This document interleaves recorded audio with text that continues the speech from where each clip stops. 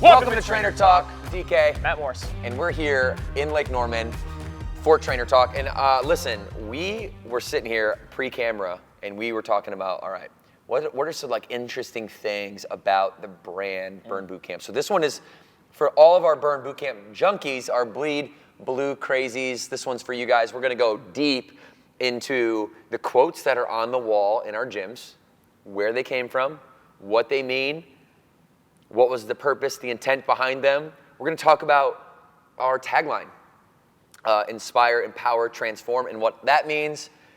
And so, yeah, I think this is gonna be like a nostalgic episode where you get to dive into the like... Great word. Oh yeah, Great where you get to word. dive in the juicy details straight from our mouths on what has been on the walls, what shaped the psychology of Burn Boot Camp throughout the last, let's see, since 2015 is when we started franchising, and the brand started a parking lot in 2012. Yeah, that was a long time ago. Talk me through when you originally were, thinking about the colors and what colors you wanted. You got that down. You're like, all right, what am I going to put on the walls in here? When did your mind go, I got to put some stuff that's just, can you look at it, you read it, it's like, that is freaking motivating. So it has to go back to my Central Michigan Chippewa days. Really? And our locker room was so cool. And it just had like all these, like it had our mission statement on it, which is why the mission statement ultimately made the wall, or at least it was the inspiration for it. It just had all these quotes, some signage as we were walking like from our clubhouse into our dugout, because it was connected with a hallway. And I remember it just like motivated our team. We would be going out to play Michigan at home. There'd be like, 2,000 people in the stands, and we were packed out. It's a little stadium, Central Michigan, Tennyson Field, up in Mount Pleasant, Michigan, fire up chips. We would pack it out with 2,000 people, and maybe once or twice a year. Yeah. And there's for some reason, I remember Jim Abbott was there. Do you know Jim Abbott? The guy with one arm? Yeah, he had one arm, so he threw the ball and caught the ball with one hand. He would follow through and then stick his hand in his glove and pull it out and catch it. Yep. And he was a Hall of Famer, so Jim Abbott went to Michigan. Jim Abbott's there. And I remember just like looking at these quotes one day as I'm walking down and I'm just like, these are so cool. And I was reading them and I was like, those times where it's maybe, it's like insignificant to most people, but those times where you get like this feeling, it's like this emotional embossment of like stamping that moment in time. You're just gonna remember it forever for whatever weird reason. So yeah, that was that for me. And ever since then, I was just like a quote guy, I was a quote guy. I'd never really seen, like cared about quotes. I thought quotes were like something that philosophers gave us to help us, navigate our lives appropriately and give direction. But I never really applied it to like a performance athletic based type of environment. So yeah, that's why. Would you ask why the colors? You asked the colors? Brand colors, yeah. This is an interesting one because it's like way less intelligent than most people give it credit for. Like, people are just like, why did you create the Burn Boot Camp blue color? Did you study the emotional psychology of how colors interact with human beings and their cornea and their pupil, and how it dilates when they see a certain color and how that translates pathologically to how they feel? I'm like, no. We were in Florida. Morgan and I, we knew we were moving here. I'd had a circumstance, experience with a boss at a gym that I was working at that I didn't like, that drove me to wanting to create a culture that trainers could be a part of. All right, so I made the decision in that moment to have to be an entrepreneur, and it was 4 or 5 months later until I actually ran the first camp. And so I was building the business in that whole 5-month gap, training members, clients from 5 a.m. to 7:30, 8 p.m. at night, going home, working on the business for 4 hours, wake up, repeat, do it again for 5 months. That was before I even hit boots on the ground in Charlotte. And so one of those pages in that purple notebook I used was the color page. I had to show this to you one day. And it goes, it's like, what color am I gonna create? Like, what color is the brand gonna be? And I have all these different prototypes. It was red at first, and I just couldn't pick. Yeah. Right? I just couldn't pick. I just was making it all different colors. There's no rhyme or reason. I had no interest in human psychology at that moment in time, and I wasn't studying like the effect of color on business. So I looked around North Carolina and I'm like, all right, well, there's other teams and other cultures here that I kind of want to like represent. There's the Panthers, well, what color are they? They're blue. Well, there's the Duke Blue Devils. There's the Tar Heels, which are Carolina blue. Then you had the Charlotte Bobcats at the time that were blue, and then you had the Charlotte Knights, and then you had, like basically every team was blue. And so I'm like, screw it. Blue seems to work in Charlotte. So I'm just gonna make this blue. Close my eyes, cross my fingers, and pray for the best outcome. Obviously the right decision. What's crazy to me is like I cannot imagine a different color for the brand. And I know it's probably one of those things where it's like if we started with a different color, it also feel like burn, but we're kind of like, oh, that person really looks like a Devin. Yeah, right? yeah. If your name was Jeff, I'd be like, you don't look like a Jeff. Not like a Jeff, Burn Boot Camp is this blue. So I think it's one of those things where it's like it was a match made in heaven. It's kind of like the name Apple. Like, okay, so Apple's such an iconic brand, but like if you just try to erase all of your preconceived notions and connections like to the brand, like who names their company after a fruit? Like who names their company Apple? I'm like, that's the dumbest name I've ever heard. Or Nike. Yeah. Or like Nike. What is Nike? What is a Nike? I think. What does a Nike even mean? It was a Greek person. Oh, was it? I think a Nike? Yeah. Like a Greek god athlete or something? But like the what people say about the brand reinforces the actual color. So I actually never thought it was that important, to be honest with you. I didn't think it was that important. I knew it needed to represent the environment that I was in, but I didn't think colors were that important. I didn't think names were that important. I didn't think all like the details were that important. To me, it's always been about the human connection, and now I've learned over time that obviously there's more to it than just that. Colors do matter. They do matter. They do matter. And now I do study how colors impact the human psyche. These quotes that are around these walls, and they're in the gym you guys probably go to, has quotes on your guys' walls too. How many of these did you come up with, and have they changed over time? So the first one I can ever remember, speaking of quotes, was "Strong is the new skinny." That was on a shirt. It was on one of our very first shirts. And there was one more quote that I just remembered, which is why I hesitated, and I'll tell you about that in a moment. But "Strong is the new skinny" to me is the one that sticks out in my mind the most when we got started, because it wasn't one of those things that was like obvious in culture. Right. Like, I really believe in, like, truly in my heart, that the ethos of Burn Boot Camp had helped accelerate empowerment, especially in women, and through the vehicle of strength training mostly, right? And just teaching women that, hey, strong is beautiful, right? You don't have to listen to these magazines that go back for 90 years, by the way, and every year there's a new mainstream contemporary diet or something, Pamela Anderson was doing and something Jessica Alba was doing, and then, way back in the day, something like Madonna was doing, and even before her, it just keeps going back. And these magazines and journalists correlate this diet or this fitness thing with like the mainstream, whatever the celebrity's doing. And then it like changes up time over time. But the one thing I noticed as I was studying that is it never had anything to do with being strong and empowered. It all had to do with like being passive and just being beautiful and being pretty so that like guys would like you. Yeah. And it was just I just sat in I watched my mother and my dad's, the women that he chose to partner with, I watched them grow up being disempowered, and there was something always that was just really disgusting to me about that notion of, women just being like the classic definition, and so strong was the new skinny. I know we didn't make that up. I saw it out there, but I feel that was the quote that meant the most to me at the time, because that was what we were trying to do. We were trying to build confidence in women, right? And so, that had a whole manifestation, and we can get into that, but it turned into like, okay, we empower women, okay, then what's the most important to a woman, especially our niche client, our ideal client was somebody who was a mother, and what's the most important thing to a mother is their family and their family's well-being. Well, then what does Burn Boot Camp stand for if we don't stand for families? How could you actually say that you exist to empower women when the number one thing that they care about in their own life, largely the reason why they would come here anyways, right, if you like dug under the hood, and it's not fit, it's not to get skinny or to get toned or to have bigger biceps or whatever it is, it's to gain more love from the family, to be a better role model, to have more energy to pour back into their relationship, and through that process discovering themselves.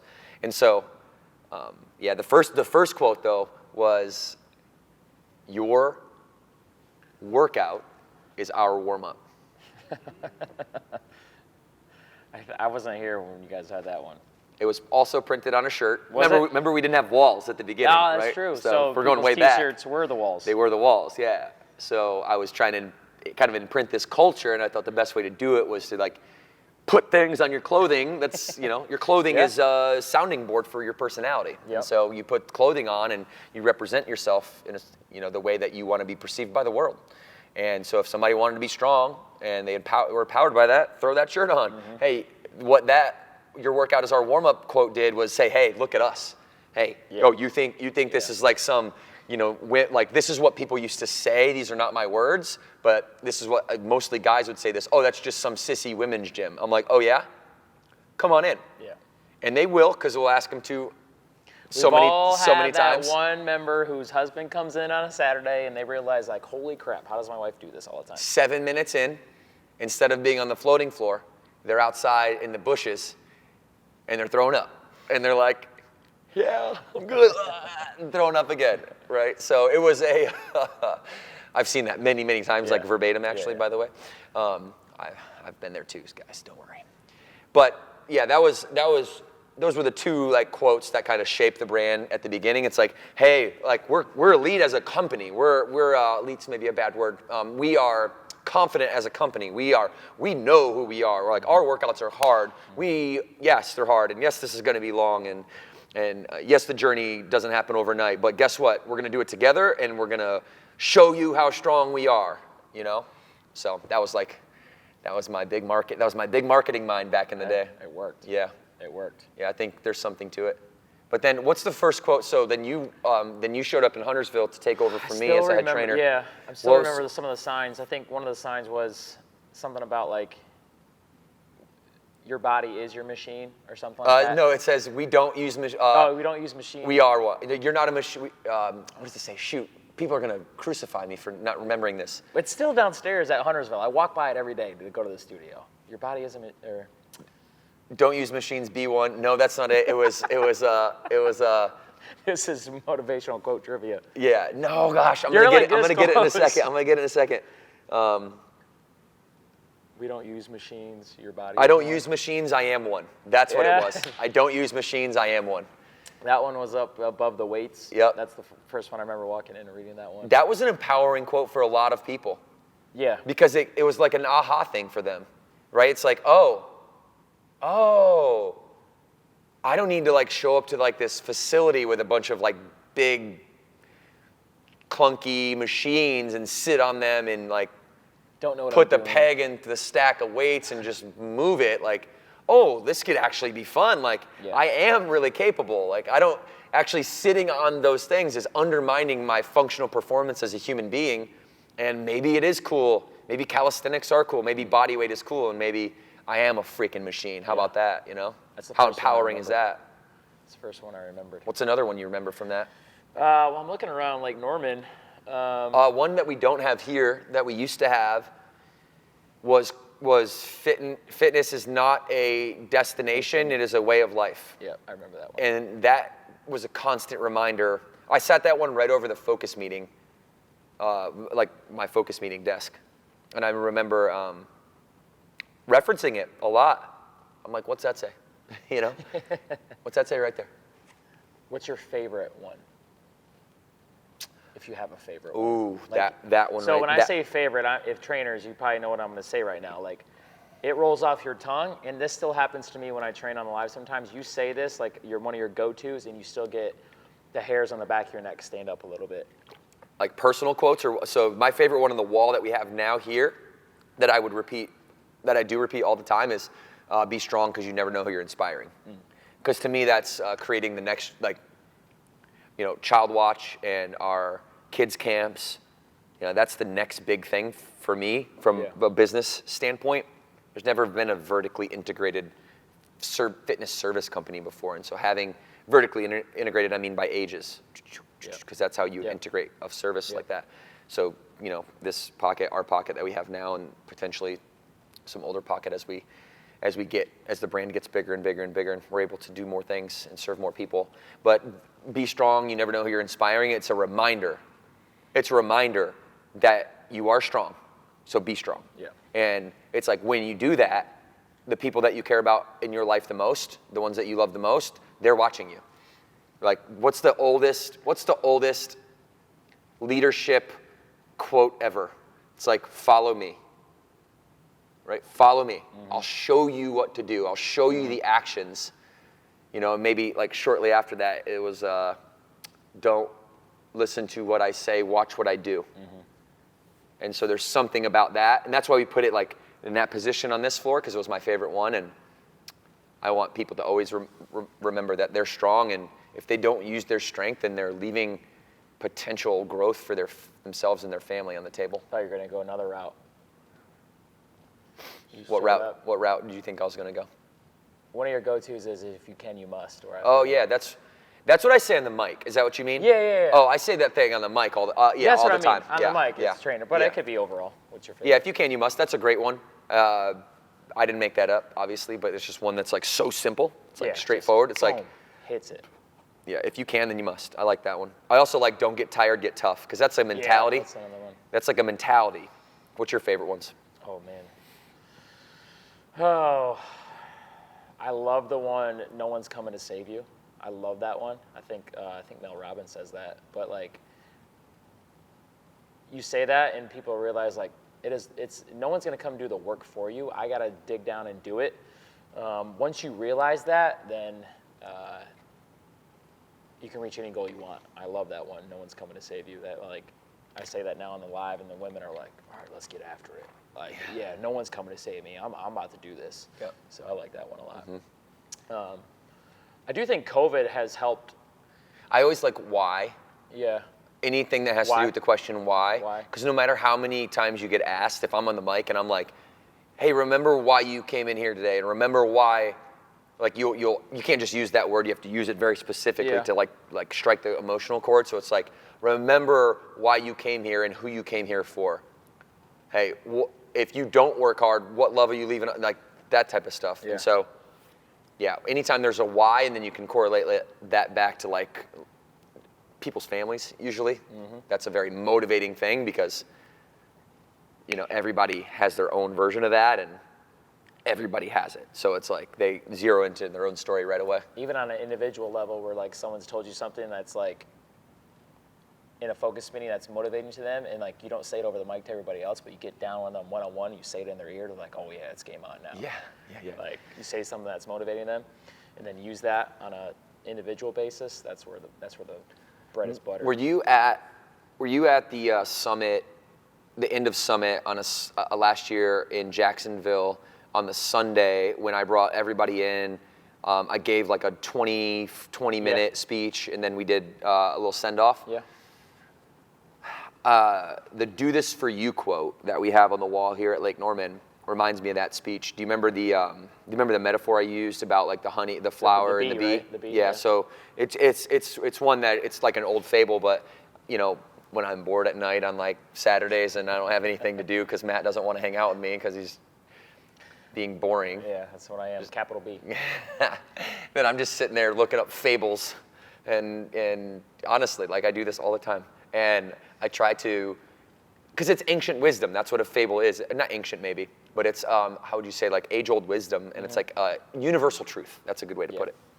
And you can read these things, and they start to like mean something to you. And so I told the story of the question, the fable, the bee and the flower. It's like, why does the bee land on the flower? And most people say pollen. You know, well, that's not the reason why it lands on the flower. The reason the bee lands on the flower is to feed itself, to eat the nectar. And as a byproduct of being selfish, filling its belly, the pollen will attach to the hair follicles on the bee. It'll fly away, and the wind resistance will knock it off, thus germinating the planet. If we didn't have bees, like this is a real thing, by the way. If bees didn't exist, you would look outside and nothing would be green. And we wouldn't have life if nothing was green. So the existence of bees is actually the existence of life, which is a crazy connection that I didn't really realize until I yeah, watch this Fable, or started to understand this Fable. And then the do this for you quote is like, people come here all the time, like, or people have ambitions all the time trying to do it for other people. The bee doesn't land on the flower to get the pollen, to grow the trees. The bee lands on the flower for itself. Because when it has energy, when it fills its belly up, when it's able to then metabolize that energy and use it to flap its wings to fly away, now it's got enough speed so that the wind resistance will knock the pollen off and it will begin to germinate. And it's just such a fundamental law of human nature that in modern contemporary culture is so counterintuitive to people, because we're taught, be a good mom, be a good friend, be unselfish, don't be selfish, don't do things for yourself, do things for others. And it's like, yeah, you can't be maliciously selfish. But being selfish is in 100% the foundation of having a successful life. 100%. Bee doesn't get the nectar, it doesn't feed itself, it has no energy. What's it going to do? Fall to the ground and die. Just got some ancient wisdom from Devan Kline. So do this for you. It's like that subtle reminder, hey, this is for you. This isn't for anyone else. Who you become by doing this will be what the other people then benefit from. Yep. So. Yep. All right, one more quote, Matt. What let's do you want to break down the mission statement real quick? Let's do it. Our mission is to ignite a global health transformation through empowering women to maximize the quality of their lives. We seek to build confidence, happiness, and disciplines that transcend into a community of mentally, emotionally, and physically strong women. We vow to educate, influence, and inspire every life we touch with knowledge in our head, strength in our body, love in our heart, and passion in our souls. Let's go. Don't get much better than that. That's a long mission statement. Well, guess what, mission. y'all? We got big dreams. Yep. Big mission. And notice it says we vow to educate every life we touch. Every life. I don't care if you're a Burn Boot Camp member or not. If you actually listen to this podcast, what I'm trying to do here, what we're trying to produce is something that extends beyond the brand. And it extends beyond, it's for members, and it's for franchise partners, and it's for our teams. Don't get me wrong. Mm-hmm. Like, I want to serve that group of people with the highest standard, the highest regard. But this is about this transcendence of a singular brand. It would be very egotistical to think that we could ignite a global health transformation ourselves. Like, that's not going to happen. We're going to have to empower leaders to empower leaders to empower leaders. And because of the existence of Burn Bootcamp, there are other brands. Some people want to say, hey, Devan, look at these brands that are copying you. You don't want to know what I think about it? Hey, I'm so flattered by these brands that are intimidating and using and emulating this brand, because that's exactly what I want to happen. Like, don't get it twisted. I don't care. I want people to emulate what we do. You know, we want to accelerate the global health transformation. I think this is synonymous with like what Tesla tries to do with their code. By far, Tesla has the most EVs per company, like 2/3 of the whole market, electric vehicles. They open source the way they build their software, the way they build their car, meaning that they give every step, every detail, every product, everything you would need, every vendor, every source, everything. And they hand it to you and they say, please go emulate us and please go copy us, because when you do so, we're going to accelerate we're going to accelerate to clean energy faster. And to me, it's all about speed. And so, no, I'm not going to give away our franchise disclosure document. I'm not going to give away, our the way that like the company does business. We're going to give away the principles, the philosophies, the methodologies, the tactics, the tips that come from some of those things. And we're going to deconstruct that on an open sourced audio podcast where anybody can tune in and anybody can see how the brand is built. And that's my version of like open sourcing, because I don't know how to write on paper. I don't know how to write human connection on paper. I don't know how to make that a science. So the only way I know how to do it is to talk about it openly. That's like when you were talking about that, my mind, I just saw this Kobe Bryant quote. He was interviewed and he was talking about You know, every basketball player practices free throws. Every basketball player practices a 3-point shot. Like, you can get this information anywhere. It's not what you do, right? I know Devan talks about these brands who, you know, we'll give you all the information. It's not what we do, it's like how we do it, right? And we can't put human connection on a piece of paper and be like, hey, read this, and then you'll be able to know what human connection means. So again, it's not what we do, it's how we do it. And I think, again, that statement right there is a big reason how we do it. But that's where my mind went when you said that. It's like, yeah, you can see what we do. Like, we're an open book, but you're not going to get how we do it, right? Because it's something special to the brand, and that can't be emulated. Yeah, something like that. I think we're in the right direction with it. Oh, yeah. I think we are. What do you think? Oh, yeah. You want to end? Let's go. I think it's a good time to end. Yep. All right, guys. Hey, thanks for being here. Make sure you flex on that subscribe button. Yeah, hit it. Hit it. Hit it. And then text somebody else and ask them to hit it too. and then maybe, you know, email it. Just slide it over, forward it to somebody. Get in someone's DMs with it. Yeah, I love quotes. Hope you love quotes too. Matt, take us out of here, buddy. 2 claps on 2, 1, 2. And make sure you tune in, because we're dropping every day. Ooh.